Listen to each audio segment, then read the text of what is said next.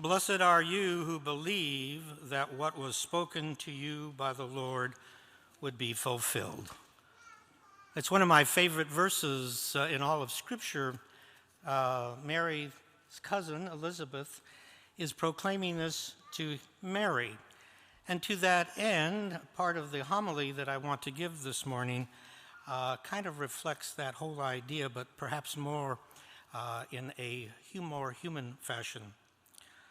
Lucy and Trevor had been yearning for a child for years.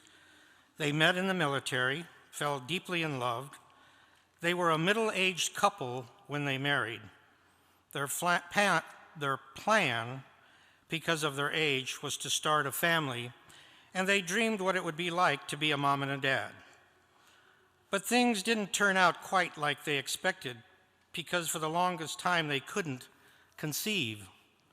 Finally, their prayers were answered. Lucy was pregnant. But soon afterwards, complications arose in the pregnancy, and for a long time there was a question whether Lucy could deliver her baby to term. Family, friends, especially those in her small church community, prayed for them. Complete strangers offered prayers for them.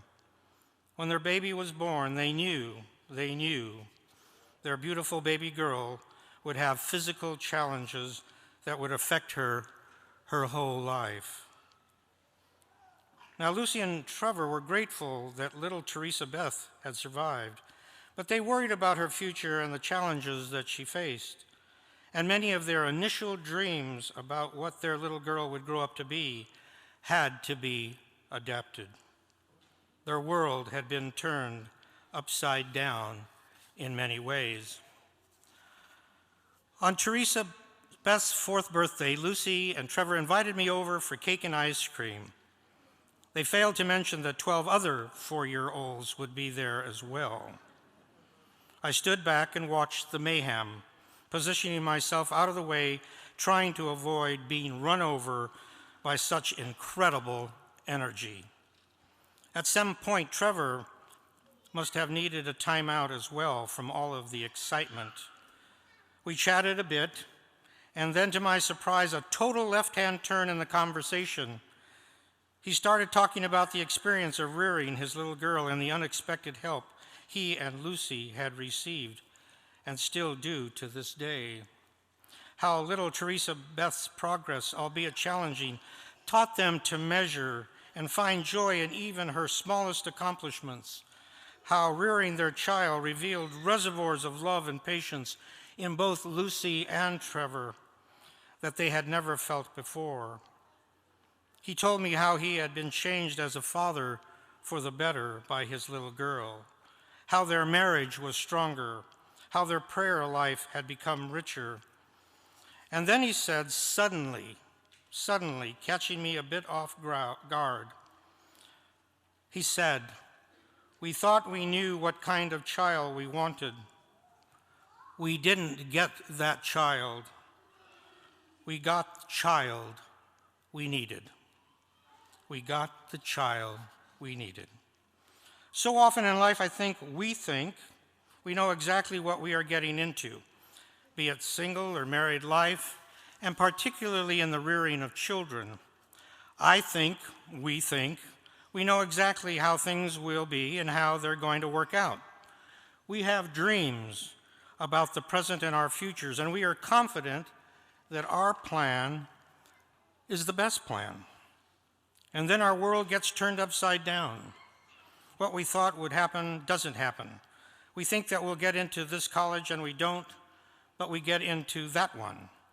We think that our new boss will treat us one way, but doesn't, and treats us just the opposite way. Over time, some can realize that the spouse that you live with now is very different than the one you thought you were marrying before. I think I just saw somebody poke the person next to them. I hope it was a friendly poke. Parents quickly realize how often their children don't turn out exactly as they planned. Too often, things don't turn out the way we want. And so often, In our spiritual lives, the same is true. We ask God to give us one thing, God gives us something else. And other times, God completely surprises us. He brings something or someone into our lives in a way that catches us off guard. There are lots of ways in which our lives get turned upside down. Just recall today's gospel. We meet two women whose lives have been turned upside down by God. Elizabeth and her husband, Zechariah, had been praying earnestly for a child for years, and for a long and sad stretch of time, it seemed as if this good couple would never have a child of their own. And just when it seemed they were just too old, it happened. God intervenes by the message of an angel. What Elizabeth and Zechariah had prayed for so long would now happen. Elizabeth is pregnant with a miraculous child. And if you keep reading in the gospel, you discover that Elizabeth's baby boy is not what Elizabeth and Zechariah were hoping for. Their son showed prophetic tendencies, even as an unborn, leaping in his mother's womb when Mary, pregnant with Jesus, greets her cousin. Their child grows up to be a recluse, living in a desert, dressing strangely, eating strangely, teaching strangely, and in a way that ultimately lands him in prison and will ultimately cost him his life. This is not the child that Elizabeth and Zechariah had planned for, but he is the child God had planned for, the baptizer who would prepare the way for Jesus. So there stands Elizabeth, an example of someone who prays faithfully and persistently and constantly, even when it seems that all hope is gone. She ultimately got what she prayed for, but her son is different than what she expected. And next to her in today's gospel stands Mary. And to be very clear, Mary was not praying for a child at all, at least not now. Recall, Mary is betrothed to Joseph, and they are not living as husband and wife yet. The last thing Mary needs is a scandalous pregnancy, but God surprises her, sending her the last thing she thought she needed. But by God's will, her child is what the world needed. That's one of the reasons why I love this scene in today's gospel, the visitation scene, in which these two pregnant women stand side by side, each one showing at least one aspect of the way God works in our lives. Sometimes, like Elizabeth, we have to pray for a very long time, and even in the face of what seems to be hopelessness. And then we realize that God has heard our prayer, but is not giving us what we expected. And there are times when we are like our Mother Mary, God sending us someone or something completely out of the blue, surprising us in ways that leave us breathless. God has a way of always being bigger than our hopes, more expansive than our dreams, and more powerful than our vision. When people turn out to be different than what we expected, when situations turn out to be different than what we planned for, when life gets turned around upside down, Jesus Christ is in the midst of it all, teaching us, this may not be what you wanted.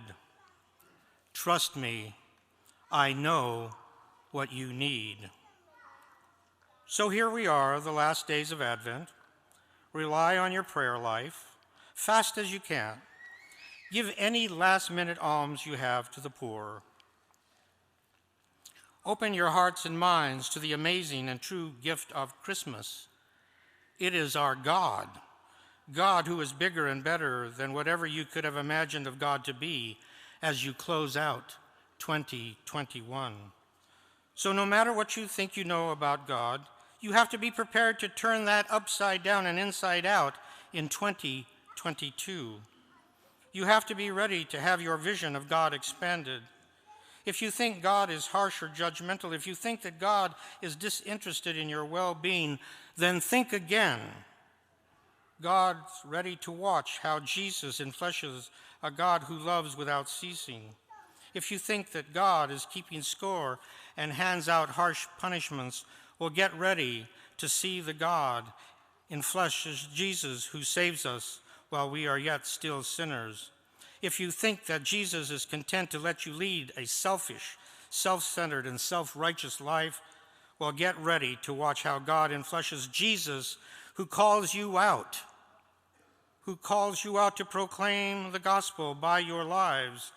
You are the example. You are the disciples of Jesus. Be one to your own families, especially if they are fallen away in faith and in the church this Christmas, guiding them, supporting them, and if need be, returning them to the Good Shepherd. Why? Because of the love you have for them. Finally, work for peace, starting with your own families, turning to those who have hurt you, healing old wounds and forgiveness. Why? Because it is your gift to them.